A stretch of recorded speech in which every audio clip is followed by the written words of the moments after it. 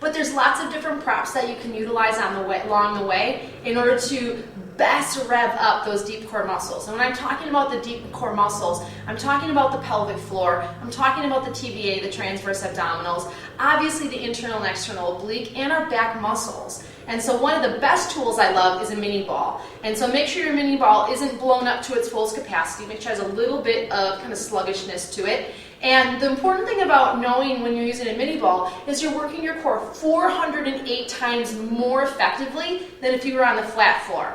So today one of our top 10 moves is a little bit of an extension and utilizing a weight. So if you don't have a weighted ball, a hand weight or a soup can, a water bottle filled with sand, use something that you feel like you have accessible to you, but also making sure that your body's ready for the weight. So if you're not, without using the weight, you're still going to be torching your core just as much as you would be with the weight. We're all at a different place. So ball comes behind the back. I'm going to turn sideways, wedge it tightly, and as I sit nice and tall, try not to arch my lower back. Exhale, press your deep core muscles into the ball, like you're pushing a thumbtack into the wall. Now knees are going to come parallel. If necessary, set a yoga block between the knees, especially if you're feeling hip flexor flaring.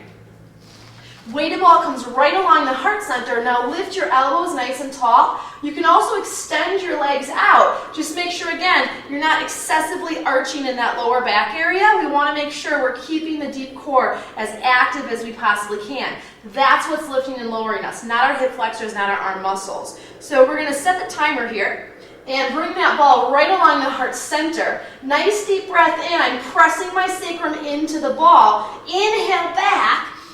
And then exhale and feeling my trunk lift me back up. Good. Inhale. And exhale. Any neck strain, adjust the head. Inhale. And exhale. Nice. Inhale. Try to focus on breathing wide into your lungs when you go back and keeping the belly almost like you're drawing a smiley face underneath the navel point. Inhale. And exhale. Too much on the neck, don't go as far back. Going farther back does not mean that you're getting a better workout. We got to make sure that all the elements are in place. Inhale and exhale. Legs should not be flying up off the floor. Inhale. Feel free, otherwise you're back at this point. Notice if you're lopsided, maybe you have one oblique that's stronger than the other, which definitely can happen. One more time. Let's just get one more in here. And exhale. Nice job. Release the ball down. So if you commit to that movement 1 to 3 minutes a day, every day, I promise you your core is going to be just torched. So on the inhalation, we're moving back. And on the exhalation, we're feeling the strength from inside our torso circuit, carrying ourselves back up. Not only are we going to feel more successful in the movement each time we work on it, but we're going to see that translation off the mat into our everyday lives, which is the goal of our core work anyways, right? For more information, visit my website, hopesavara.com. Stay tuned for more core tips.